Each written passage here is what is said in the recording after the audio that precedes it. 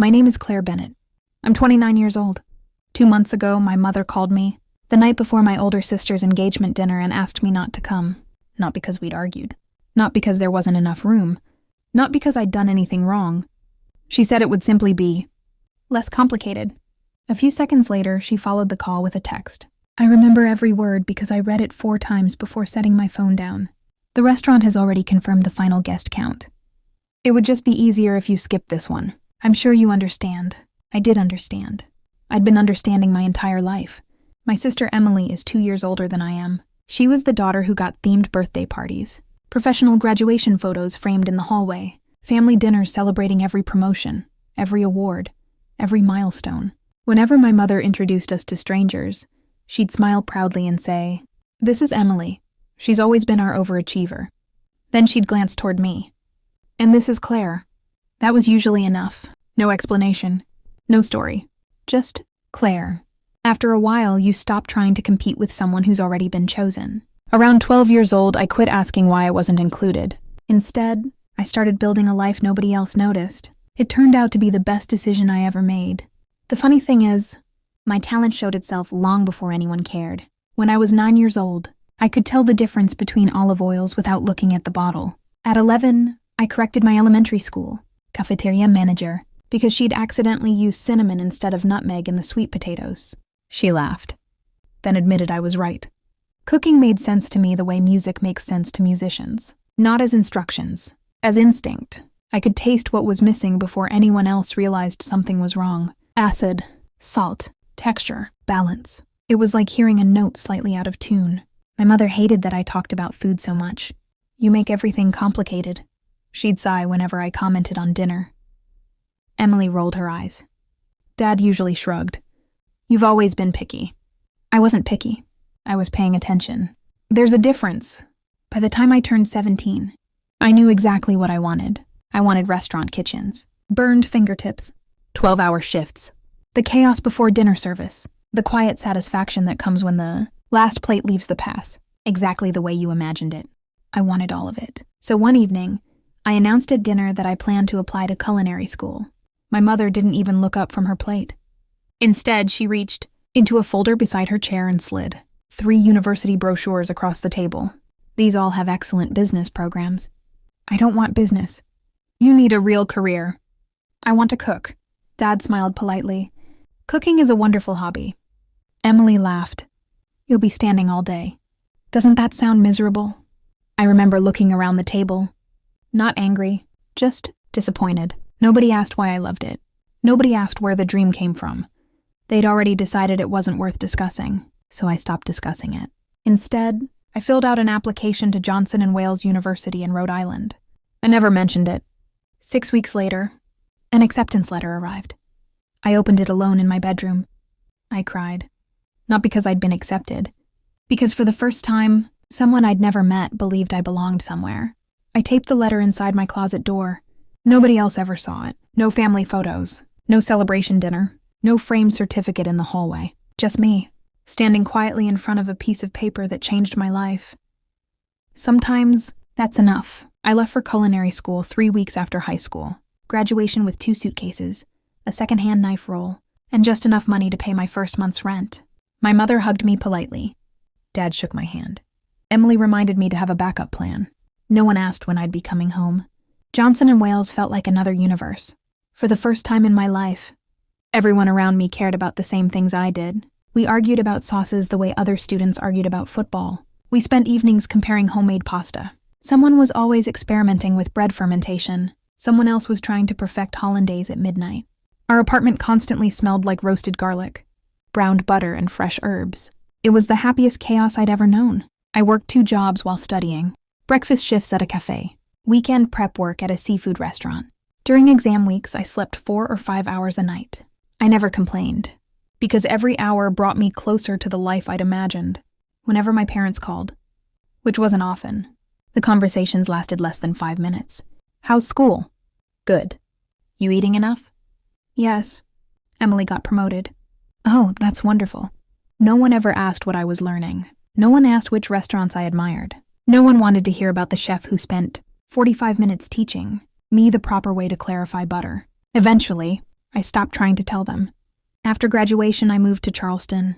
I accepted an unpaid stage at a small coastal restaurant known for seafood. People hear unpaid and think exploitation. Sometimes they're right. In my case, it was education. I scrubbed floors, cleaned mussels, peeled hundreds of pounds of shrimp, made mistakes, got yelled at, learned more in 6 months than I had in 4 years of school. When the executive chef finally handed me responsibility for the fish station, it felt better than any diploma. 3 years later, another opportunity appeared. A brand new restaurant called Juniper House was opening downtown. The owner wanted modern Southern cuisine built almost entirely around local farms. I interviewed, cooked, waited, then got the call. Would you consider becoming our sous chef?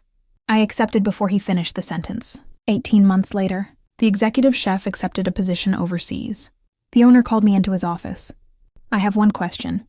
Do you think you're ready? I answered honestly. I don't know. He smiled. Good. The people who worry they're ready usually are. That's how I became executive chef at 28. I never announced any of it. Not because it was a secret. Because no one ever asked. Mom simply told people, Claire works somewhere in the restaurant business. Sometimes she'd say, she's very creative, the way people describe someone who paints rocks for fun. One Thanksgiving, I overheard her telling a neighbor, we're hoping she'll eventually settle into something more stable. I was running one of the busiest kitchens in Charleston. She had no idea. The strange thing about being overlooked for a long time is that eventually it becomes peaceful. Nobody expects anything from you. Nobody watches. Nobody judges every step. You simply work, and sometimes that's the greatest gift of all. For years, my family believed I was simply working in restaurants. That was the phrase my mother always used. Never executive chef, never award-winning restaurant, never owner's partner in menu development. Just, Claire works in restaurants, as though I floated from diner to diner carrying coffee pots. I stopped correcting her. Not because I agreed, because I was tired. One summer, I invited my parents to Charleston for my birthday. I'd love to cook for you, I said. I can reserve the chef's table. It's on me. Mom hesitated. We'll see. Dad said they'd check their schedule. Emily mentioned they might already have plans. They never came. A week later, I saw photos on social media. They'd spent the weekend at a lake house with Emily and her boyfriend. No one mentioned my invitation again. Neither did I. The years passed. Juniper House slowly became one of the hardest reservations in the city. Food critics started writing about us. National travel magazines included us on restaurant lists. People flew in from New York, Chicago, even Los Angeles. Every success felt surreal. Not because I doubted my work. Because I remembered exactly where I'd started. A little girl whose family thought cooking was just a hobby. Then one afternoon, my owner walked into the kitchen holding a phone. You've got an interview request. I barely looked up from trimming sea bass. Tell them no. He laughed. They're from Savior magazine. That made me stop. They're doing their annual feature on emerging chefs. I think you should talk to them. I almost declined anyway. I preferred kitchens to cameras, food to interviews, work to attention. But eventually, I agreed. The interview lasted almost 2 hours. Most of it wasn't about recipes. It was about childhood, failure, persistence, what success actually feels like. Near the end, the reporter asked, "Where did your passion for cooking begin?" I thought for a long moment before answering. Then I said quietly, I grew up in a family where people rarely noticed me. So I learned to let my food speak before I ever learned to. She wrote something in her notebook. I forgot about the interview almost immediately afterward. Restaurants don't leave much room for nostalgia. Dinner service always comes. Around the same time, Emily called. I have news. I got engaged. I smiled. I'm happy for you. We're having a dinner next Saturday. Wonderful. I just wanted to tell you so you wouldn't accidentally make other plans. There was a pause, long enough for both of us to understand what hadn't been said. I wasn't invited. Again. Thanks for letting me know. I figured it was better than hearing about it afterward. It was. She sounded relieved. We hung up. 2 days before the dinner, Mom's text arrived. The restaurant has finalized the guest count. It would really simplify things if you skipped this event. I know you'll understand. I stared at the message, then locked my phone. I didn't answer. I drove to work, because dinner service starts whether your heart is broken or not, and kitchens never stop moving. The night of Emily's engagement dinner, I was exactly where I'd expected to be. In my kitchen, service started at 5. By 6:30, every table was full. The dining room hummed with conversations. The pass was covered with tickets. Someone called for another beurre blanc. Another cook needed fresh herbs. The dishwasher had dropped a tray of plates. In other words, it was a perfectly ordinary Saturday night. I had no idea that two completely unrelated events were quietly colliding 40 miles away. Earlier that morning, Savor magazine had published its annual list of America's rising culinary stars. My name was on it. There was a 6-page feature, professional photographs, an interview, recipes, a short profile. I hadn't thought much about it since speaking with the reporter months earlier. Awards never change dinner service. Guests still expect perfect food. One quote from the interview caught people's attention. When you spend your childhood feeling invisible, you learn to make things that people can't ignore. I hadn't planned those words. They simply came out. Meanwhile, at the Ashford Room, where Emily's engagement dinner was taking place, each guest found a printed menu waiting at their seat. At the bottom was a short note. Tonight's seasonal menu proudly features produce from Hollow Creek Farm, developed in partnership with Chef Claire Bennett of Juniper House, recently named one of Savor magazine's rising culinary stars. It was a small acknowledgement. Nothing more. I never even knew it was printed. According to my grandmother, everything changed with one sentence. Emily's future brother-in-law had invited his older sister. Her name was Rebecca. She happened to write about restaurants for a regional magazine. She picked up the menu. Read the note. Then looked around the table. Is anyone here related to Claire Bennett? Mom smiled politely. That's my younger daughter. Rebecca's eyebrows lifted. Seriously? You mean that Claire Bennett? Mom hesitated. What do you mean? Rebecca was already opening the article on her phone. Oh, you haven't seen this? She turned the screen toward the table. There I was, standing inside Juniper House, white chef's coat, arms folded, looking directly into the camera. Underneath, a headline, one of America's most exciting young chefs. The table went unusually quiet. Rebecca looked at Emily. I had no idea your sister was Claire Bennett. Emily stared at the screen for several seconds. Yes. Her voice sounded strangely distant. Someone farther down the table asked, Why isn't she here tonight? Nobody answered immediately. Mom finally cleared her throat. Claire keeps very busy. Rebecca smiled. I imagine she does. I've been trying to get a reservation at Juniper House for months. People wait 6 or 7 weeks. She looked genuinely impressed, then added casually, You must all be incredibly proud. Mom smiled again. We are. But according to my cousin, it sounded like she'd only just remembered she was supposed to be. By the time the first course was served, nearly everyone at the table had read at least part of the article. Rebecca wasn't trying to embarrass anyone. She was genuinely excited. I've eaten at Juniper House twice, she said. It's one of the best restaurants in the Southeast. She looked at Emily and smiled. You must be so proud. Emily forced a smile. Claire has always liked cooking. Rebecca blinked. Liked cooking? She laughed softly. Emily, she's running one of the most talked about kitchens in the country. Again, silence. My mother tried to recover. Claire has always been independent. She doesn't really tell us much. Before anyone else could respond, my Aunt Linda spoke up from across the table. That's not exactly true. Every head turned. Linda continued calmly. Claire invited all of you to Juniper House last year. You never went. Mom shifted in her chair. We were busy. Linda wasn't finished. And didn't she reserve the chef's table for your anniversary? I remember because she asked me what weekend worked best. Mom's smile became noticeably tighter. Things came up. Rebecca looked genuinely confused. You turned down dinner at Juniper House? We just couldn't make it. Emily quietly reached for her water glass. She hadn't touched much of the food. Across the table, her fiancé, whose name was Adam, looked from one person to another without saying anything. Finally, he asked, So, Claire really runs the whole restaurant? Rebecca nodded. Not just runs it. She's the executive chef. The menu is hers. The concept is hers. Half the chefs in Charleston know who she is. Adam looked surprised. I had no idea. Neither, apparently, had anyone else. The second course arrived. Conversation tried to move on. Wedding dates, venues, honeymoon plans. But every few minutes, someone picked up their phone again. Another guest found the article. Another person congratulated my parents. "You must be incredibly proud." Mom repeated the same sentence every time. "We've always supported Claire." According to my grandmother, by the fourth time she said it, even she sounded unconvinced. Then something happened that no one expected. Adam's father, a quiet man who rarely spoke during family gatherings, looked directly at my mother. "So, when did Claire open Juniper House?" Mom hesitated. "I'm not exactly sure." He frowned. "You've never been?" Another pause.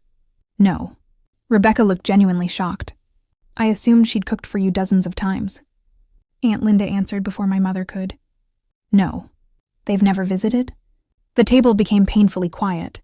Adam slowly looked at Emily. "You've never gone either," Emily whispered. "No." It wasn't anger on his face. It was confusion. The kind that appears when something doesn't fit the picture you've been given. By dessert, the engagement dinner no longer felt like an engagement dinner. Not because anyone was talking about me constantly, because everyone was quietly wondering the same thing. How could an entire family know so little about someone who had accomplished so much? Sometimes, the loudest truth isn't spoken. It's simply discovered. I knew none of this while it was happening. At that exact moment, I was standing at the pass calling out orders. "Table 12, duck. Fire 2, halibut. Need another beurre blanc." The dining room was full. Tickets kept printing. My entire world was measured in minutes, temperatures, and timing. Recognition is wonderful. Dinner service still has to leave on time. Around 9:30, my phone started vibrating inside my locker. I ignored it. Then it rang again. And again.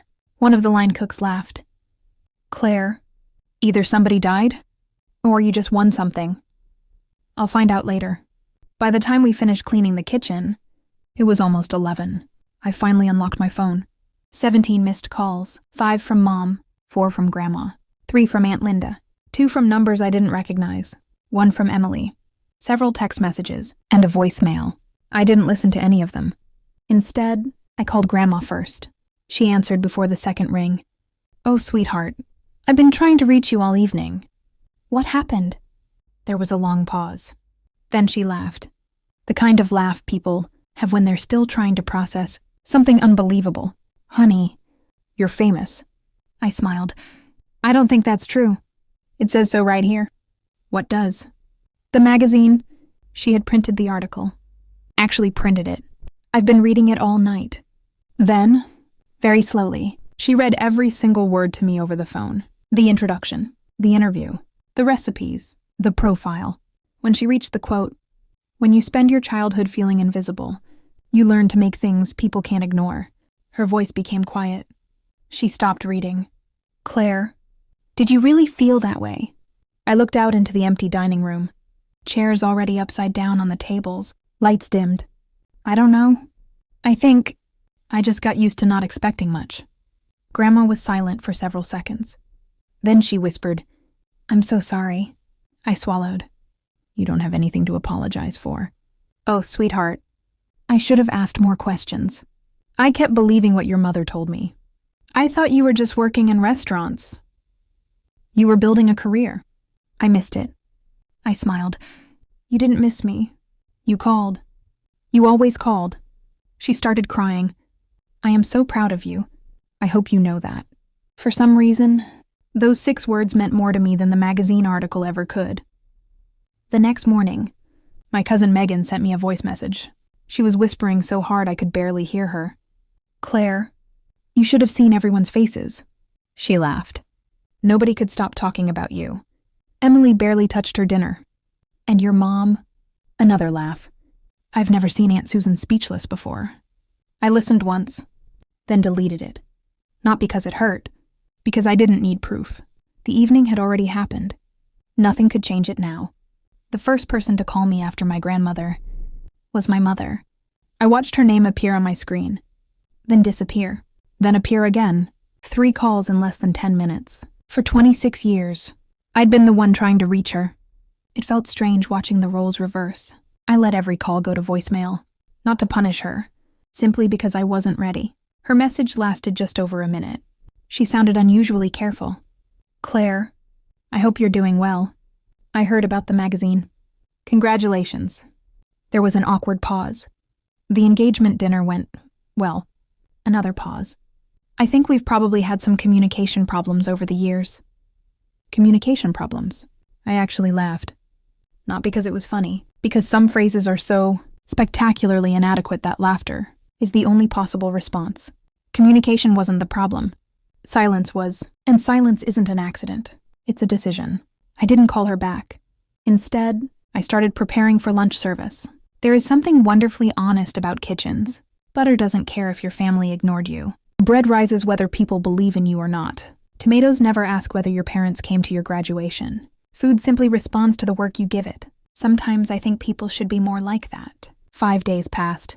Then Dad sent a text. He had always preferred texting. Even birthdays usually arrived as messages instead of phone calls. His read, "Saw the article. Looks like you've done very well for yourself. Your mother and I were thinking we'd like to come see the restaurant sometime, if that's okay with you." I stared at the screen for a long time. There was no apology, no mention of the engagement dinner, no acknowledgement that they'd ignored nearly every invitation I'd ever extended. Just a door opened a few inches. I wasn't sure whether to walk through it. 2 weeks went by before I answered. Finally, I typed, "You're welcome anytime. Just let me know a few days in advance, and I'll reserve a table. Nothing more. Nothing less." Forgiveness doesn't happen because someone sends one polite message. Trust certainly doesn't. But sometimes, you leave the door unlocked without opening it all the way. Emily never called. Not once. I wasn't surprised. According to Grandma, she'd been embarrassed. According to Aunt Linda, she'd been angry. According to my cousin, she barely spoke for the rest of the evening after everyone discovered who I was. I didn't know which version was true. Maybe all three were. It no longer mattered. One quiet Tuesday morning before service, I arrived at Juniper House before sunrise. The farmer's deliveries had already been dropped off. Boxes of heirloom tomatoes, fresh herbs, peaches, late-season strawberries. The kitchen smelled like coffee and warm bread. I stood alone for a few minutes, listening. Professional kitchens are loud almost all the time. The hour before everyone arrives is my favorite part of the day. It belongs only to me. On the wall beside the path hung a simple black frame. Inside was the Savor magazine feature, not because I needed to admire it, not because I wanted visitors to see it. Most guests never entered the kitchen anyway. I kept it there for myself, for mornings exactly like this, to remind myself that everything I built without applause, without family celebrations, without anyone promising I could do it. Sometimes, the strongest foundations are poured where nobody is watching. About 3 weeks later, my parents came to Charleston. They arrived on a Thursday afternoon, exactly at 6 o'clock. Dad wore the same navy blazer he'd owned for years. Mom carried a small bouquet of white lilies, the kind she always brought when she didn't know what else to do. For a moment, none of us moved. Then Dad stepped forward and hugged me, longer than he ever had before. "I'm proud of you." It was only 4 words, 20 years late. Still, I accepted them. I seated them at the chef's table overlooking the kitchen. Not because I wanted to impress them, because I wanted them to see my world, really see it, the organized chaos, the teamwork, the precision, the quiet respect every cook showed one another. Every few minutes someone called, Chef, taste this. Chef, table 12 has an allergy. Chef, we're ready." My mother watched all of it without saying a word. For the first time in my life, she wasn't seeing her younger daughter. She was seeing the woman I'd become. That evening I cooked every course myself. Roasted oysters with smoked butter, house-made pasta with sweet corn and brown butter, seared grouper over heirloom tomato broth, peach tart with honey ice cream, not because they deserve something special. Because that's how I cook. I don't know any other way. When dessert arrived, Mom quietly set down her fork. "I owe you an apology." I looked at her. "No," she said softly. "Please let me finish. I spent years telling people Emily was extraordinary. I never realized. I forgot to tell you." Tears filled her eyes. "I thought I knew who you were. I never bothered to ask." The restaurant continued moving around us. Servers crossed the dining room. Glasses clinked. Guests laughed. But at our little table, everything felt still. Dad spoke next. I failed too. I always thought if nobody was arguing, everything was fine. He shook his head. "I didn't notice you disappearing." "I'm sorry." I believed him. Not because the words erased anything. Because they were finally honest. Mom reached across the table. I don't expect forgiveness. I know. I only hope that someday you'll let us know your life again. I thought about the birthdays, the unanswered invitations, the engagement dinner, the years of being introduced as simply Claire. Then I looked through the kitchen window. Every member of my team was working, focused, confident. None of them had known me before I became who I am. They simply accepted the person standing in front of them. Maybe families could learn that too, eventually. I'd like that, I said quietly. But we're starting over. Not pretending. Starting over. Mom nodded through tears. I understand. Emily never came that evening. She sent one message 3 days later. It wasn't dramatic. It wasn't perfect. It simply said, I don't know how to be your sister after realizing I never really knew you. I hope someday you'll let me try. I didn't answer immediately. Some messages deserve time. Not because they're difficult, because they're important. This morning, I'm standing in my kitchen again. It's just after 6. Fresh strawberries sit on the counter beside a basket of late-season figs. In a few minutes, my cooks will arrive. The restaurant will fill. Another service will begin. The article from Saveur magazine still hangs beside the pass. Not as proof that I succeeded, as proof that quiet work eventually speaks for itself. If you're building something no one in your family understands, keep building. If nobody asks about your dream, protect it anyway. Because the people who overlook you today may someday discover they've been standing beside something extraordinary all along. And when that day comes, you won't need revenge. You'll only need the quiet confidence that comes from knowing your work has already spoken for you. The strawberries are waiting. The kitchen is warm. The lights are on. And for the first time in my life, I don't need anyone else's invitation to belong exactly where I am.